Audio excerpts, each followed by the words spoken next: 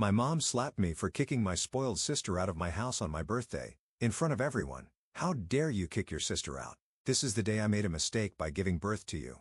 I left there crying. She knew very little about her loved daughter. After a month, she called me in shock. Why didn't you tell me? I never thought this day would come. Standing in my very own apartment, keys in hand, I couldn't stop smiling.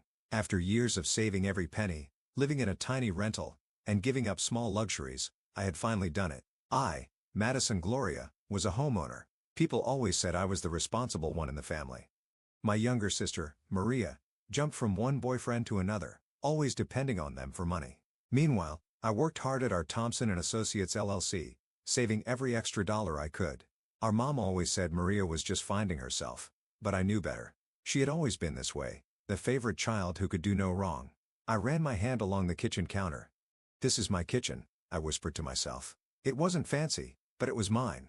Paying the mortgage would be tough, but I had planned everything carefully. I made spreadsheets, budgets, and calculated every expense. That's who I am. The planner, the responsible one, or as Maria calls me, the boring one.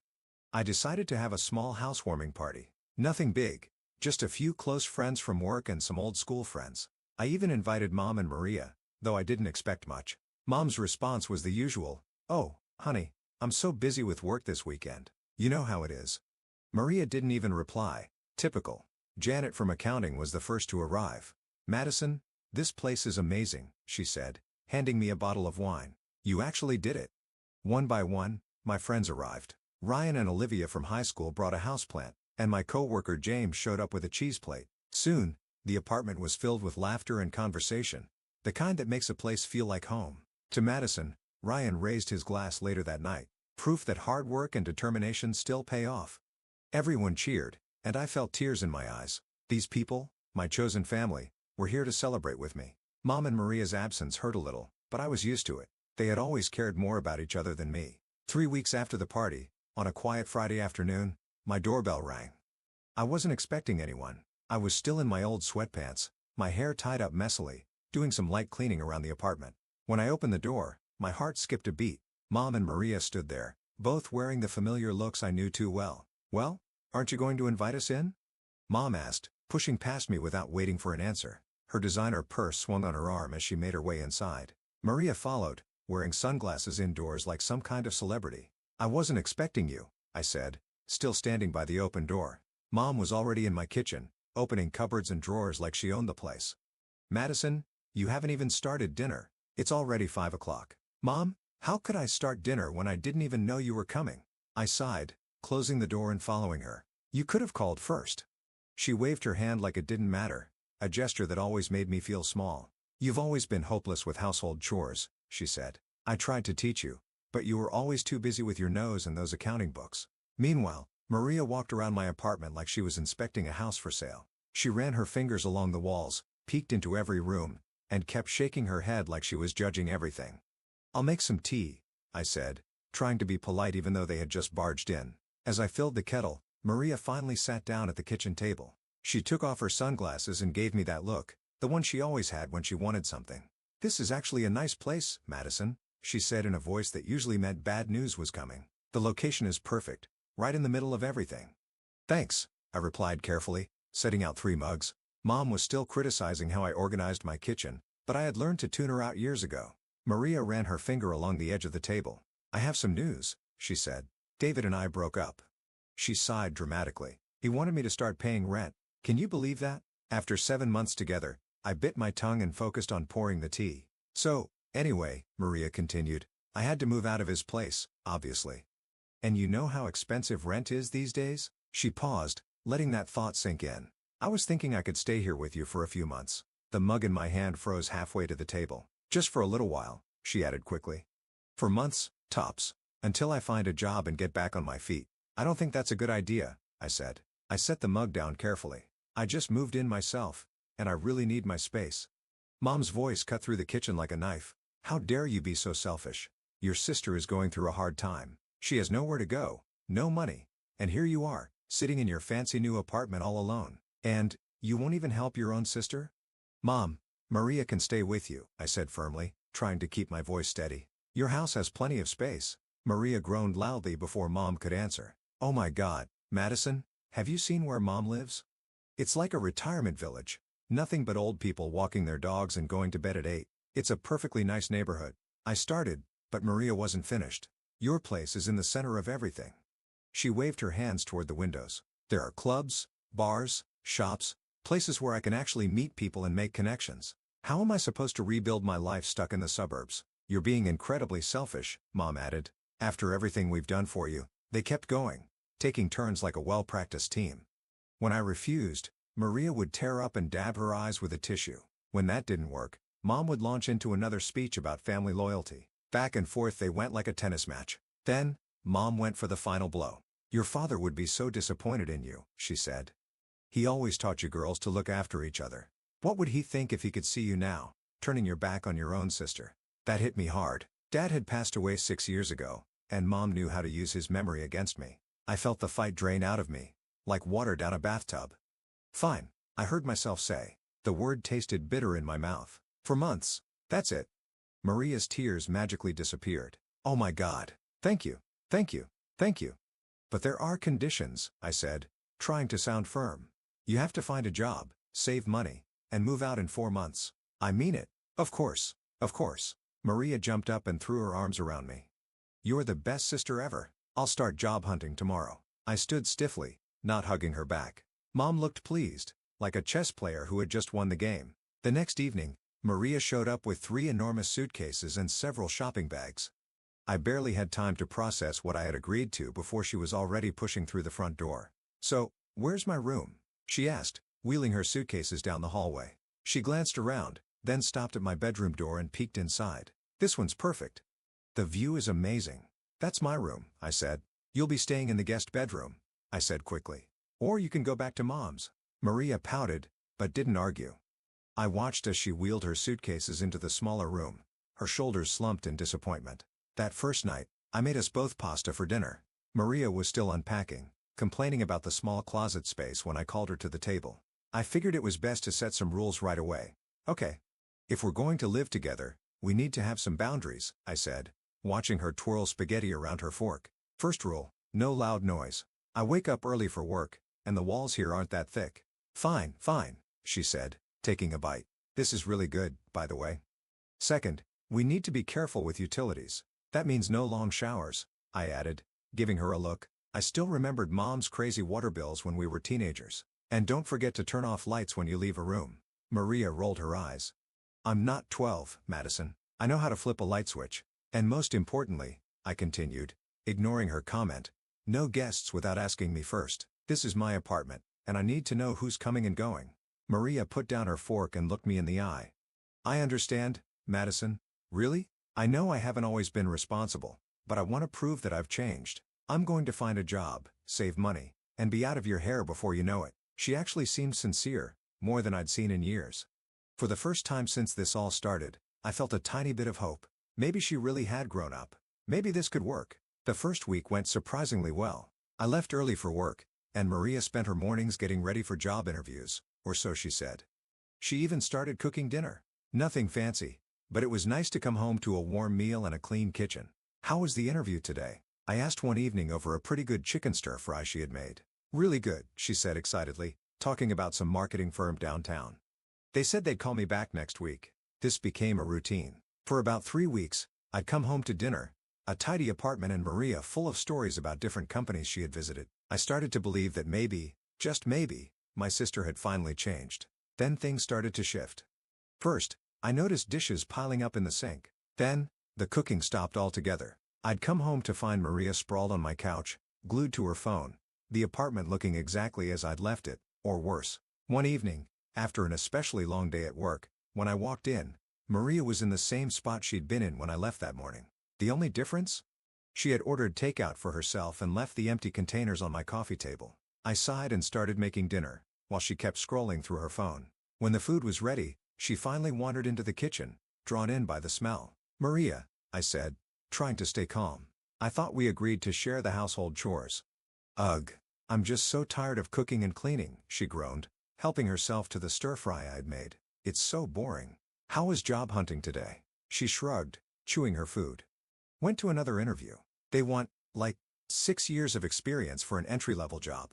Can you believe that? Did you apply anyway? No way, she scoffed. I'm not wasting my time on companies with stupid requirements like that. A month into this temporary arrangement, any hope I had of Maria changing was gone. My apartment had turned into her personal crash pad after endless nights of partying. While I was at work, I could hear her loud phone conversations through the walls, so could my neighbors. More than once, they complained about the noise. Sorry, can't talk now. I overheard her saying one morning as I was getting ready for work. Yeah, totally hungover. No, my sister's still here. Ugh. She's so uptight. That night, she stumbled in at 3 a.m., reeking of alcohol and cigarettes. I was awake, of course. How could I sleep with her banging around like a drunk elephant? The next morning, she dragged herself out of her room at noon, still in last night's clothes. Madison, she croaked, flopping onto the couch. I need you to go to the pharmacy. I'm dying. I need those hangover pills, you know, the ones with the electrolytes. There's water and Advil in the kitchen, I said, not even looking up. You're the worst, she whined. A good sister would help.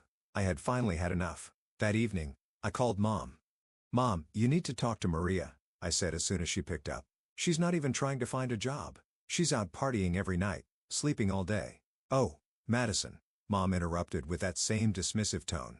You're making a big deal out of nothing. She just needs time to figure things out. You were always so serious at her age. You never knew how to have fun. Meanwhile, the apartment was getting worse by the day. Maria's room had turned into a disaster zone. Dirty dishes piling up, old food sitting around, and clothes thrown everywhere. It was disgusting. I didn't even want to look at Maria's room anymore. Clothes were thrown everywhere. Empty wine bottles rolled on the floor, and dirty coffee cups were hidden under piles of laundry. The few times I tried to clean, I found moldy mugs that had probably been sitting there for weeks. One evening, when she was actually home, I finally confronted her. Maria, this has to stop. You're not looking for a job. You're not helping around the house in your room. That set her off. She stormed into her room, slammed the door, and immediately started dialing her phone. 25 minutes later, my phone rang. It was Mom. Madison, she screeched before I could even say hello. How dare you harass your sister? She called me crying. Mom, you don't understand. No, you don't understand. She's trying her best and all you do is criticize her. I raised you better than this. The next 3 months dragged by. My utility bills had doubled because Maria took hour-long showers, left the lights on all day, and ran the AC full blast, even when she wasn't home. I was spending a fortune on groceries that she ate without ever contributing. The kitchen was always a mess unless I cleaned it myself. Meanwhile, Maria's social life was thriving. She came and went at all hours, always dressed up for the club, always meeting new friends. She helped herself to my food, my wine, my toiletries, anything she could get her hands on. But work, that was beneath her. Then came Monday. The sound of keys jangling and drunk giggling woke me from a dead sleep. I squinted at my clock, 4:15 a.m. Another one of Maria's late-night returns. But something was different this time. There were 3 voices. I threw on my robe and stepped into the hallway. What I saw stopped me in my tracks. Maria was barely standing, her makeup smeared, but she wasn't alone. A guy I had never seen before had his arm around her waist. He was tall, wearing a leather jacket despite the summer heat, and had that smug look I'd seen on too many of Maria's past boyfriends. Oh, hey, Madison, Maria slurred. This is Jeffrey. Isn't he hot? Jeffrey barely glanced at me before going back to kissing Maria's neck. Maria, I said sharply. What is he doing here? She grinned like she was about to tell me the best news ever. Jeffrey's gonna stay with us in my room, she announced. His roommate kicked him out. Can you believe it? It felt like someone had dumped a bucket of ice water on me. Absolutely not, I said. Oh, don't be such a buzzkill. Jeffrey finally spoke, his voice full of arrogance. Your sister said it wouldn't be a problem. Then they started making out again right in front of me. Jeffrey's hands started wandering in ways that made me want to bleach my eyes. Stop it, I snapped. Jeffrey, you need to leave. Now. Maria pulled away from him, her face annoyed. No way. He's staying with me. This is my apartment, I said, my voice rising even though I try to stay calm. You don't get to move in random guys without asking me first. You're such trash. Maria screamed, her face turning red. You've always been jealous of my relationships. That was it. The last bit of my patience was gone. Get out, I said, my voice deadly quiet. Both of you. Now. Maria stumbled slightly. You can't kick me out. I live here. No, you don't. I walked into her room, grabbed her suitcases from the closet, and threw them onto the bed. You were supposed to stay here temporarily. You were supposed to be looking for a job. You were supposed to be trying. I turned to face her. Now pack your things. For a moment, Maria just stared at me. Then, suddenly, she started throwing her clothes and stuff into her suitcases like a tornado. Jeffrey stood in the doorway, watching silently. 17 minutes later, she slammed the last suitcase shut so hard I thought the zipper might break. She grabbed the handles, her knuckles white with anger. Fine. Keep your stupid apartment, she yelled, dragging her suitcases toward the door. You're a horrible sister. You've always been horrible. I hate you. She stormed out with Jeffrey right behind her, shouting every curse word she could think of as she left. The door slammed so hard that my picture shook on the walls. And then, silence. My hands were shaking. It took exactly 45 minutes for my phone to ring. Mom's name flashed on the screen. How dare you throw your sister out in the middle of the night? She shrieked the moment I picked up. She could have been hurt. I hung up. Then, I turned off my phone completely. The silence in my apartment after Maria left was almost too quiet. The first few days, I focused on deep cleaning. She had left a disaster behind. Moldy dishes under the bed, wine stains on the carpet, sticky spots on nearly every surface in the guest room. I filled so many garbage bags, it felt like I was throwing out enough trash to fill a small landfill. Better safe than sorry, I told the locksmith when he came to change the locks. He didn't ask questions, just nodded and installed the new deadbolt. When I held the new keys in my hand, they felt like freedom. My birthday was coming up soon, and for the first time in years, I decided to celebrate it at home. My newly cleaned, Maria-free home. I invited my closest friends from work, some old school friends, and a few cousins from Dad's side of the family, the ones who understood the situation with Mom and Maria. I did not invite Mom or Maria. I just wanted one day, one drama-free day. The party started off perfectly. Janet from accounting brought her famous chocolate cake. Ryan and Olivia showed up with a bottle of my favorite wine. My cousin Amy handed me a beautiful houseplant, smiling knowingly. To celebrate your reclaimed space, she said. We were all in the living room, sharing stories and laughing, when the doorbell rang. My heart sank. I knew that aggressive ring. Sure enough, when I opened the door, there stood Mom. She stormed into my apartment like a dark cloud, her eyes scanning the room. She didn't even say happy birthday. Instead, she planted herself in the center of the room and began her performance. I can't believe you're all here celebrating with her, she announced to my guests. When she threw her own sister onto the street in the middle of the night, the room fell silent. My friends exchanged uncomfortable glances. Mom, I said quietly, this isn't the time. When is the time? She demanded. Asterisk. When is the time to talk about how cruel and heartless you've become? Your poor sister has been devastated. Maria acted terribly, I said, trying to keep my voice steady. She took advantage of my kindness. She was selfish. Mom's voice rose even higher. That's what you are. You've turned into a selfish, cold-hearted woman. Is this what you wanted? To live alone in your fancy apartment while your sister struggles? Something inside me snapped. Maybe if you spent less time spoiling Maria and more time actually parenting her, she wouldn't be struggling. The crack of her palm against my cheek echoed through the silent room. The slap was so hard, I stumbled backward, my hand flying to my face in shock. Ungrateful brat, she spat, her voice full of anger. You're no daughter of mine. Then she turned and stormed out, slamming the door behind her. The silence that followed was deafening. I stood frozen, my cheek burning, my eyes stinging with tears. I tried to hold them back, but I couldn't. Amy was the first to move, wrapping her arms around me as I finally broke down. The rest of my guests gathered around, offering comfort, but it didn't matter. The party was ruined. My perfect, drama-free birthday had been destroyed in less than 10 minutes. 4 weeks later, my cousin Amy called me. Just thought you should know, she said carefully. Maria and that boyfriend of hers moved into your mom's house. I changed the subject. I didn't want to know more. 5 months passed. I focused on work, redecorated my apartment and even started taking yoga classes. Life was peaceful. No drama, no late-night disruptions, no family stress. Just quiet mornings with my coffee and relaxing evenings with my books. Then one day, my phone lit up with Mom's number. I almost didn't answer, but something, maybe curiosity, made me pick up. Madison. Mom's voice was different, softer. Please don't hang up. I need you to listen. I stayed silent, waiting. You were right, she said, her voice breaking. About everything. She took a shaky breath. Maria, she's out of control. She and that Jeffrey person have taken over my house. They don't work. They don't help with anything. They just make a mess, over and over again. I could hear how exhausted she was. They throw these parties, she continued, in my house, in my quiet neighborhood, and when I tried to stop them last week, Maria, her voice cracked. She pushed me, Madison. She actually pushed me down. Mom was crying now. I need your help, please. I don't know what to do anymore. I sat there listening. I remembered the sting of her slap, the words she threw at me on my birthday. Ungrateful brat. You're no daughter of mine. You need to handle this yourself, Mom. I said quietly. Your golden daughter is your problem now. Then I hung up, and I blocked her number.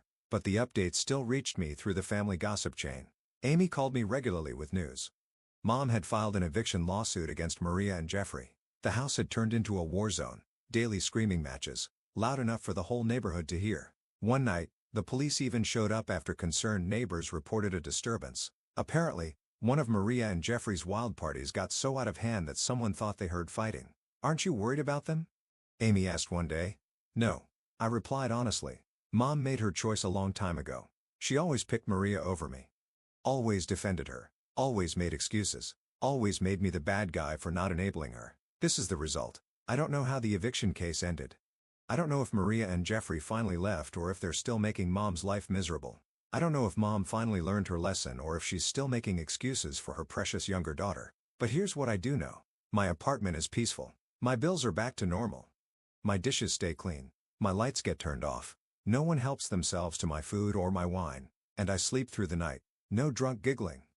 No slamming doors. Just peace.